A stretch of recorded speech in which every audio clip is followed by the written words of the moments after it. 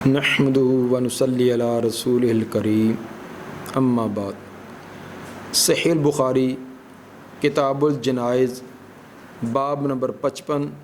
حدیث نمبر 1321 باب صفوف الصبیان مع الرجال فی الجنائز۔ باب ہے جنازے میں مردوں کے ساتھ بچوں کا بھی صفوں میں شریک ہونا، صفوں کے اندر مل جانا۔ کیا بچے جنازے کے اندر شریک ہو سکتے ہیں، جنازہ ادا کر سکتے ہیں؟ امام بخاری رحمہ اللہ اس کا جواز ثابت کرنا چاہتے ہیں، کیونکہ نماز جنازہ ایک دعا ہے۔ دعا کے اندر جس طرح بالغ مرد شریک ہو سکتے ہیں، اس طرح بچے بھی۔ ایک تو ان کی دعا بھی ہوگی، دوسرا ان کو جنازے کا طریقہ بھی آئے گا، اور ایک جو ہچکچاہٹ سی ہوتی ہے وہ بھی ان کی ختم ہوگی، اور بچوں کی ایک تربیت بھی ہوگی۔ حدیث نمبر 1321 قال حدثنا موسى بن اسماعیل قال حدثنا عبد الواحد قال حدثنا الشیبانی عن عامر عن ابن عباس رضی اللہ عنہما ان رسول اللہ صلی اللہ علیہ وسلم مر بقبر قد دفن لیلا۔ ابن عباس رضی اللہ عنہما فرماتے ہیں کہ رسول مقبول صلی اللہ علیہ وسلم ایک قبر کے پاس سے گزرے، قد دفن لیلاً، جو رات کو اس میں میت کو دفن کیا گیا تھا، رات فوت ہونے والے کو دفن کیا گیا تھا، وہ تازہ قبر تھی، اس کے پاس سے آپ گزرے۔ فقال متی دفن ھذا، آپ نے فرمایا کہ اس کو کب دفن کیا گیا؟ کیونکہ آپ اس کے جنازے دفن میں شریک نہ تھے، تو اس لیے آپ نے پوچھا کہ اس کو کب دفن کیا گیا؟ قالوا البارحہ، انہوں نے کہا کہ گزری ہوئی رات، آج رات جو گزر گئی اس میں ہم نے دفن کیا ہے۔ قال افلا آذنتمونی، آپ نے فرمایا کہ تم نے مجھے اطلاع کیوں نہ دی، میں بھی اس کی جنازہ پڑھاتا، اس کے کفن دفن میں شریک ہوتا۔ قالوا دفناہ فی ظلمۃ اللیل، صحابہ نے عرض کی ہم نے رات کے اندھیرے میں اس کو دفن کیا ہے۔ فکرہنا ان نوقظ کا، ہم نے ناپسند کیا کہ آپ کو بیدار کریں، رات زیادہ ہو گئی تھی تو ہم نے آپ کو یہ تکلیف دینا پسند نہ کیا، تو ہم نے خود ہی جنازہ پڑھا کر دفن کر دیا۔ فقام فصففنا خلفہ، آپ کھڑے ہوئے تو ہم نے آپ کے پیچھے صفیں بنائی، آپ اس قبر پر کھڑے ہوئے اور ہم نے پیچھے صفیں بنا لی۔ قال ابن عباس وانا فیہم، میں بھی ان لوگوں میں شامل تھا جنہوں نے پیچھے صف بندی کر کے جنازہ پڑھا، میں بھی شامل تھا۔ فصلی علیہ، چنانچہ آپ نے اس پر نماز ادا کی۔ ثابت ہوا کہ ابن عباس رضی اللہ عنہما چھوٹے بچے تھے، اس کے باوجود انہوں نے نماز جنازہ ادا کی ہے۔ ابن عباس رضی اللہ عنہما ان کی بلوغت حجۃ الوداع کے موقع پر وہ فرماتے ہیں کہ اس وقت میں بلوغت کے قریب تھا، اور یہ واقعہ اس سے بھی پہلے کا ہے۔ حجۃ الوداع آپ کی زندگی کا جو آخری حج ہے، تو اس وقت وہ فرماتے ہیں میں بلوغت کے بھی قریب تھا۔ تو صاف ظاہر ہے کہ باقی معاملات یہ پہلے کے ہیں، جس طرح کی یہ وضاحت حدیث نمبر 1326 کے اندر آگے آ رہی ہے۔ اس سے ثابت کیا امام صاحب نے کہ بچے نماز جنازہ میں شرکت کر سکتے ہیں۔ دوسرا اس حدیث سے یہ مسئلہ بھی ثابت ہوا کہ قبر پر نماز جنازہ ادا کیا جا سکتا ہے۔ اگر کوئی پہلا جنازے کے اندر شریک نہیں ہو سکا اور دفن کر دیا گیا ہے، تو قبر کے اوپر بھی جنازہ پڑھا جا سکتا ہے، اور قبر پر جنازہ پڑھنے کا وہی طریقہ ہوگا کہ جو رہ گئے ہیں اسی طرح صف بندی ہوگی، اس طرح تکبیرات ہوں گی، پورا جنازہ ہوگا۔ اور یہ بھی ثابت ہوا کہ رات کو دفن بھی کیا جا سکتا ہے، کیونکہ آپ نے جب صحابہ نے بتلایا کہ ہم نے دفننا فی ظلمۃ اللیل، رات کے اندھیرے میں دفن کیا، اور آپ کو بیدار کرنا ناپسند کیا، تو صاف ظاہر ہے یہ رات کا کوئی ابتدائی حصہ تو نہ ہوگا، جیسے مغرب اور عشاء کے درمیان کا وقت ہوتا ہے، بلکہ عشاء کے فوراً بعد بھی نہیں ہوگا۔ اگر یہ اوقات ہوتے تو آپ بیدار تھے، آپ کو اطلاع دی جاتی۔ یہ اس سے بھی دیر کا کوئی واقعہ ہے، تو رات کو دفن کیا جا سکتا ہے، بلکہ خلفائے راشدین چاروں خلیفہ ان کا تدفین جو رات ہی کو ہوئی ہے۔ باقی رہی وہ روایت جس کے اندر رات کو دفن کرنے کی ممانعت ہے، اس میں یا تو یہ وجہ ہے کہ بلا وجہ بغیر کسی وجہ کے لیٹ کرتے رہنا، رات ہو جائے، کیونکہ جب رات کریں گے تو جنازے میں شرکت کرنے والے بھی کم ہوں گے، قریب والے تو آ جائیں گے، دور والے شرکت نہیں کریں گے، پھر اس میں مسائل بھی ہوتے ہیں دفنانے کا،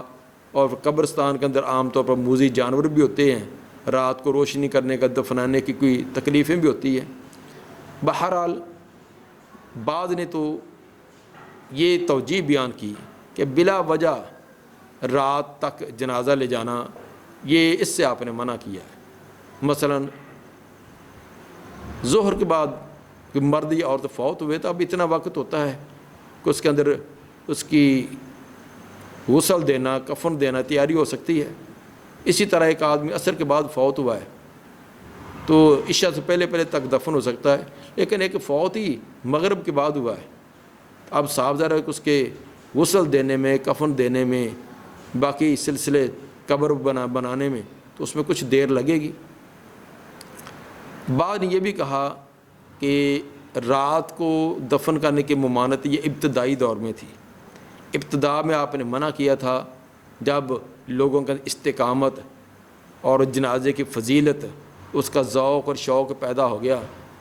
اب پتہ تھا کہ اب لوگ رات کو بھی ہو تو اس کے اجر و ثواب کے لیے ضرور پہنچیں گے، تو بعد کے اندر آپ نے اجازت دے دی، گویا کہ یہ ابتدائی دور کا ممانعت والی بات ہے۔ بہرحال یہ 2 یا 3 توجیہ، یا یہ بھی کہ رات کو دفن کرنے کی جو ممانعت ہے یہ نہیں تنزیہی ہے، ایک ناپسند کیا، جواز تو ہے ہی۔ باب نمبر 56، باب و سنت صلاۃ علی الجنائز، باب ہے نماز جنازہ مسنون، جنازوں پر مسنون نماز کا طریقہ، کہ جنازے پر کیسے نماز ادا کی جائے۔ وقال النبی صلی اللہ علیہ وسلم من صلی علی الجنازہ، آپ صلی اللہ علیہ وسلم فرمایا کہ جس نے جنازے پر نماز پڑھی، جنازہ پڑھا۔ یہ حدیث کا تھوڑا سا حصہ بیان کیا ہے، پوری حدیث صحیح مسلم کی حدیث نمبر 2192، اس میں آگے یہ لفظ بھی ہے کہ من صلی علی الجنازہ فلو قیرات، جس نے میت کے جنازہ پڑھا، صرف جنازہ پڑھا، اس کے لیے 1 قرات ثواب۔ ومن اتبعها حتی توضع فی القبر، جو جنازے کے ساتھ رہا، جنازہ پڑھنے کے ساتھ میت کے ساتھ رہا، حتی توضع فی القبر، یہاں تک اس کو قبر میں اتار دیا جائے، اس کے لیے قیراتان، اس کے لیے 2 قرات ثواب ہے۔ اس سے امام بخاری رحمہ اللہ یہ ثابت کرنا چاہتے ہیں کہ جنازہ، اس کے اوپر نماز کا صلاۃ کا لفظ بولا گیا ہے، تو جس طرح باقی نمازیں ہیں اس کا اہتمام ہوتا ہے، اس کے لیے باوضو قبلہ رخ ہونا، طہارت کا ہونا، تکبیر شروع کرنا، سلام پر اختتام کرنا، اس طرح یہ بھی نماز ہے۔ تو جس طرح دوسری نمازوں کی شروط و قیود ہے، اس کی بھی سوائے چند ان کے جس کی استثناء آئی ہے، مثلا اس کے اندر تکبیرات کی نوعیت دوسری نمازوں سے مختلف ہے، رکوع سجدہ اس میں نہیں ہے، تو یہ استثنائی چیزوں کے علاوہ باقی اس کی تمام کیفیت، تمام احکام اور مسائل دیگر نمازوں والے ہی ہیں۔ وقال صلوا علی صاحبکم، نبی صلی اللہ علیہ وسلم فرمایا کہ اپنے ساتھی کا نماز جنازہ خود ہی ادا کرو۔ یہ سلمہ بن اکوع رضی اللہ تعالیٰ عنہ کی حدیث جو کتاب الحوالہ حدیث نمبر 2289 میں ہے کہ کنہ جلوسا عند النبی صلی اللہ علیہ وسلم اذ اتی بجنازہ، ہم نبی صلی اللہ علیہ وسلم کے ہاں تشریف بیٹھے ہوئے تھے تو ایک جنازہ لایا گیا، فقالوا صلی علیہا، تو انہوں نے عرض کیا اللہ کے رسول اس کا جنازہ پڑھا دیجئے۔ فقال حل علیہ دین، آپ نے پوچھا کہ اس کا قرضہ ہے، جب بتلایا گیا اس کے ذمہ قرضہ ہے اور ادائیگی کے لیے بھی کچھ نہیں چھوڑا، اس صاحب وقت فرمایا کہ صلوا علی صاحبکم، اپنے ساتھی کا خود جنازہ پڑھو۔ اس میں بھی آپ نے جنازے پر صلو صلاۃ کا لفظ، نماز کا لفظ بولا ہے۔ وقال صلو علی النجاشی، آپ نے فرمایا کہ نجاشی پر نماز جنازہ پڑھو۔ یہ حدیث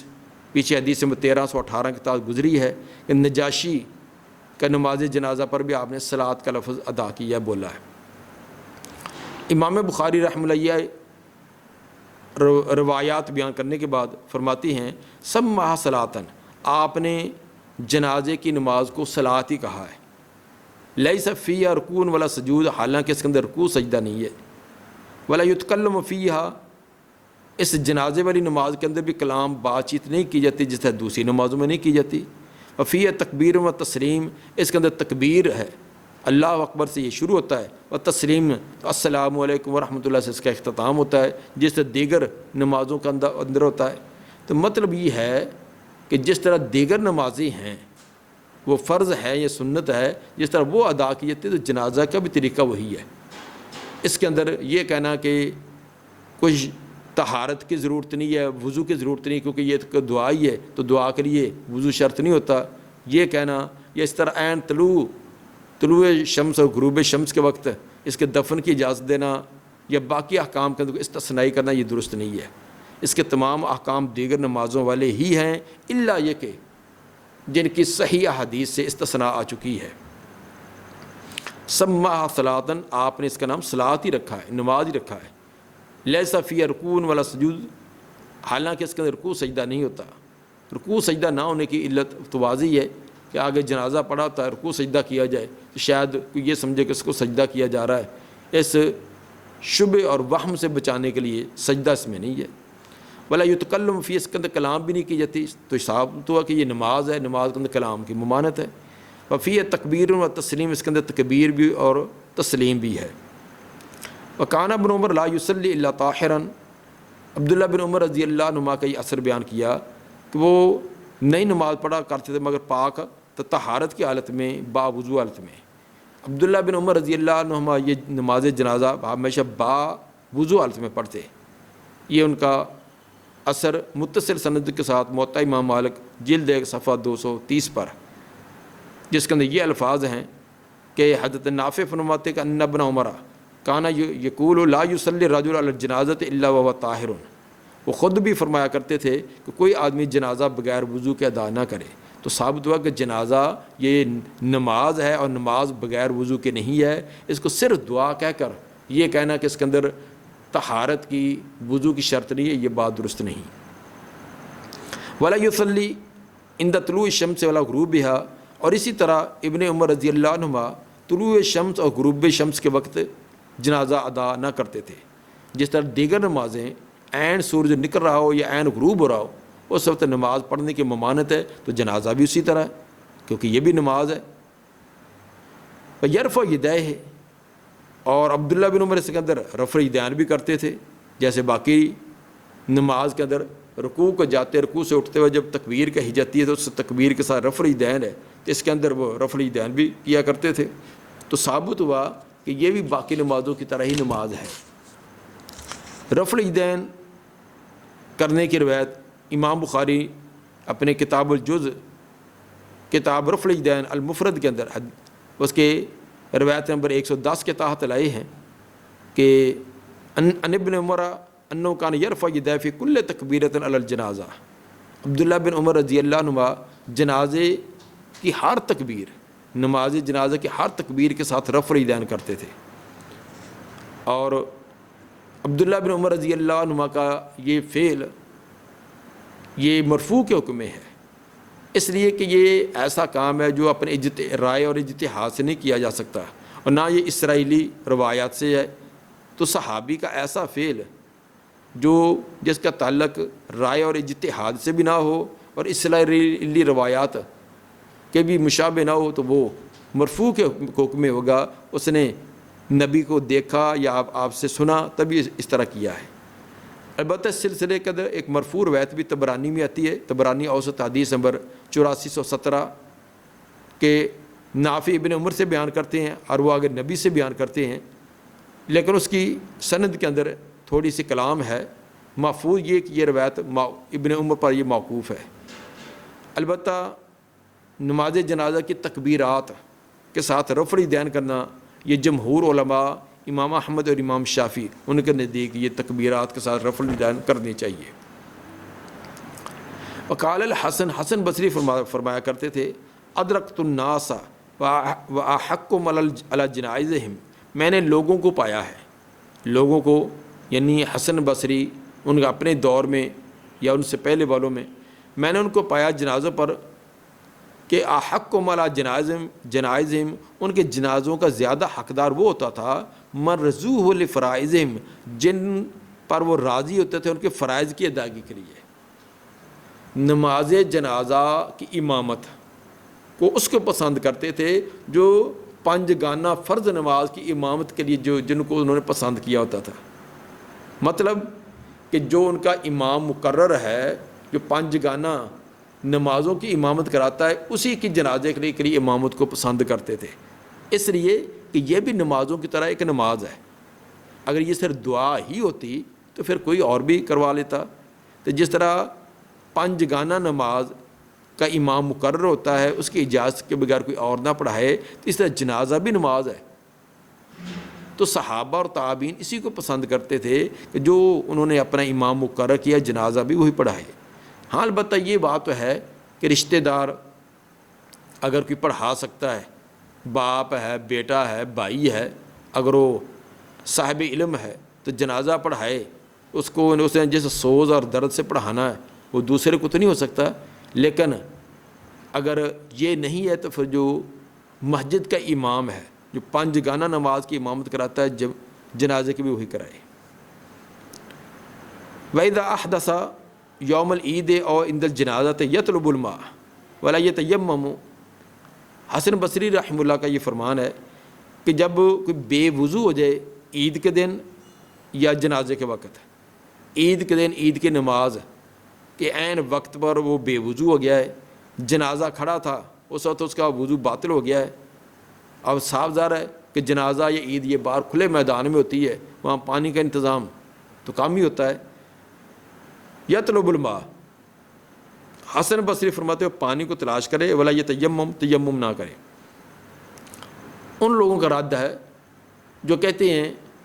کہ جنازہ دوبارہ نہیں پڑھا جا سکتا، اور اسی طرح عید کی نماز جو دوبارہ نہیں ادا کی جا سکتی،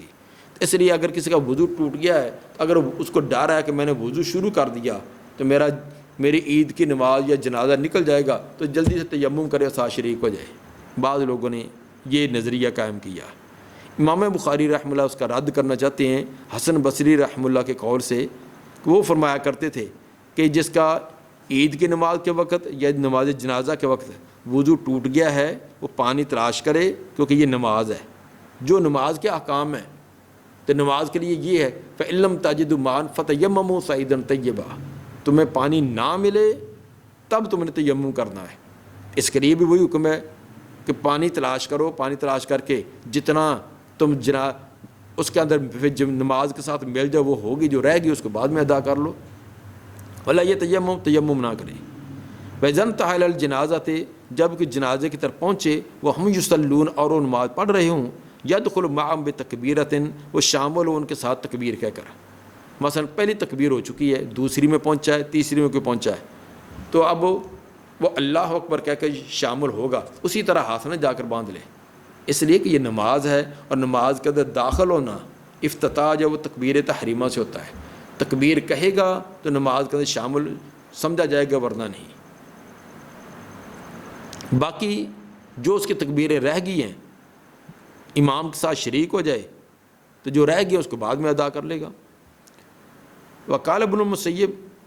حضرت سعید بن مسیب رحمہ اللہ فرمایا کرتے تھے، یکبر باللیل والنہار والسفر والحضر اربعا، جنازے پر تکبیریں گئے، جنازہ رات کو ہو یا دن کو، سفر میں ہو یا حضر میں چار تکبیریں گئے،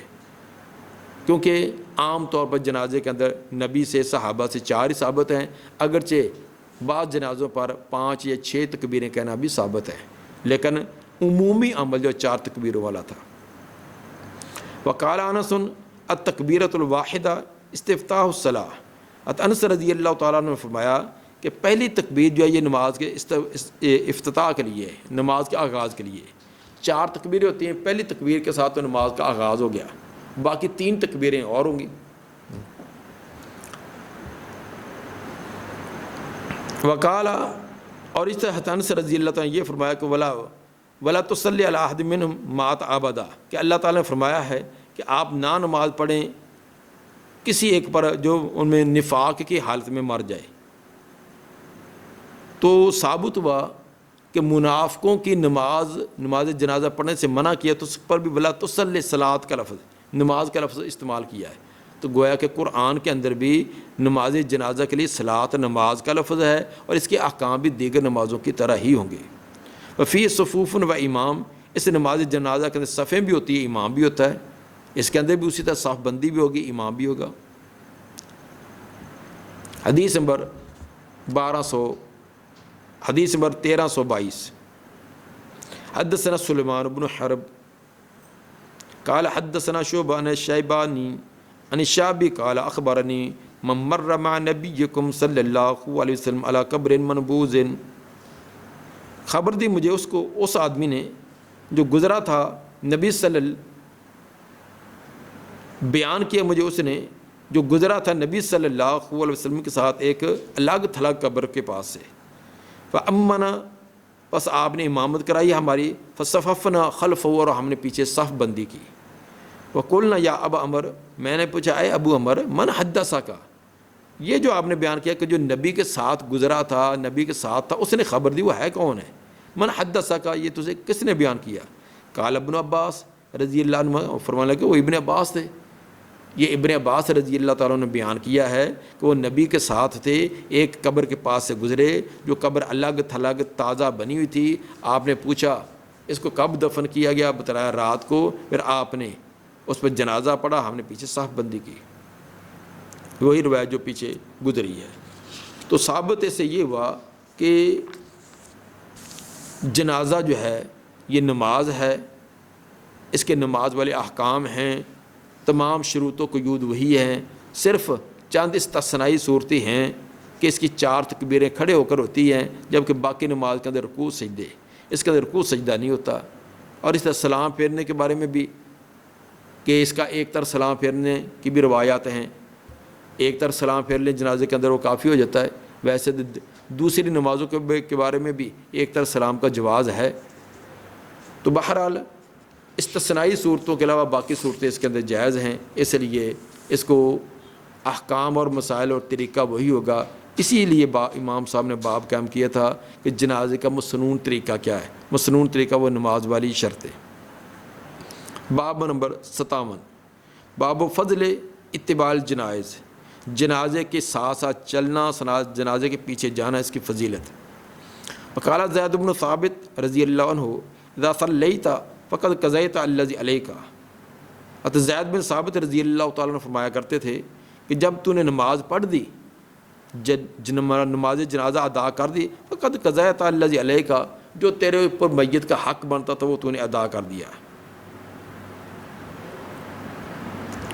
وقال حمید بن ہلال ما علمنا علی الجنازۃ اذنا، حضرت حمید بن ہلال فرماتی ہیں جنازے پر اجازت لینا یہ ہم نہیں جانتے، ولیکن من صلی، لیکن جو جس نے نماز ادا کر لی، ثم راجع فلو قیرات، نماز پڑھ کر واپس آ گیا، اس کے لیے ثواب 1 قرات کا ملے گا۔ نماز جنازہ ادا کرنے کے بعد میت کے ورثاء سے اجازت لینا، اس کے بارے میں حمید بن ہلال فرماتے ہیں یہ ہم نے نبی کے زمانہ میں، صحابہ کے زمانے کے اندر یہ چیز نہیں دیکھی۔ تو جب جنازہ ادا کر دیا ہے تو اب ورثاء سے اجازت لینے کی ضرورت نہیں ہے۔ ہاں اگر آ جائے گا تو اجر و ثواب اس کو 1 قرات کا ملے گا، اگر دفن تک شریک رہے گا تو 2 قرات کا ثواب لے گا۔ تو یہ ہمارے ہاں بھی اب یہ رواج بنا ہوا ہے کہ اجازت لینا، یا پھر فوت ہونے والے کے ورثاء میں سے کوئی کھڑا ہو کر اعلان کر دیتا ہے کہ جن بھائیوں نے جانا جی کام کاج والے جا سکتے ہیں، تو یہ اعلان کرنے کی ضرورت نہیں ہے، تو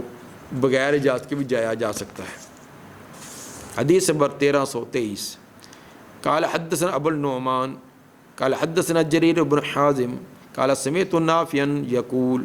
حدث ابن عمر ان ابا ہریرہ رضی اللہ عنہم یقول،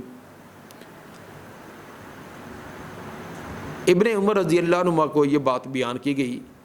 کہ ابو ہریرہ رضی اللہ تعالیٰ یہ بات فرماتے ہیں من تابع جنازۃ فلو قیرات، جو جنازے کے ساتھ جاتا ہے اس کے لیے 1 قرات۔ فقال اکثر ابو ہریرہ علینا، انہوں نے کہا کہ ابو ہریرہ نے تو بہت زیادہ روایتیں ہمیں سنا دی ہیں۔ بہت زیادہ سنانے سے مراد یہ نہیں کہ وہ ان پر کوئی تنقید کر رہے تھے، کہ ہماری بنسبت ابو ہریرہ رضی اللہ تعالیٰ نے ہر مسئلے کے اندر ہمیں روایتیں بہت سنائی ہیں۔ یا اکثر کا یہ بھی منع ہو سکتا ہے کہ جنازے میں شرکت پر جو انہوں نے فضیلت بیان کر دی کہ اس کو قرات ایک احد پہاڑ کے برابر اجر و ثواب، تو اتنا بڑا ثواب بیان کیا۔ ابو ہریرہ نے اکثر ابو ہریرہ علیہ بہت زیادہ جنازے کی شرکت کا ثواب بیان کر دیا ہے۔ فصدقت یعنی عائشہ تو ابا ہریرہ، تصدیق کی سیدہ عائشہ رضی اللہ تعالیٰ عنہ نے ابو ہریرہ رضی اللہ تعالیٰ عنہ کی۔ جب یہ ان پر یہ کہا گیا کہ انہوں نے بہت زیادہ روایت ہم نے بیان کی، یہ اجر و ثواب بہت بیان کر دیا ہے، تو انہوں نے کہا کہ چلو اماں جی سے اس کی تصدیق کر لیتے ہیں۔ تو صاحب علم کا یہ شیوا کہ اگر کسی مسئلے میں کوئی تردد ہے، شک ہے، کسی صاحب علم سے پوچھ لیا جائے۔ تو وہ سیدہ عائشہ رضی اللہ تعالیٰ عنہ سے پوچھا کہ کیا یہ جنازے کے ساتھ شریک ہونے کے لیے یہ اجر و ثواب کا فرمان نبی کا آپ نے سنا ہے؟ انہوں نے تصدیق کی کہ ابو ہریرہ نے ساتھ صحیح بیان کیا۔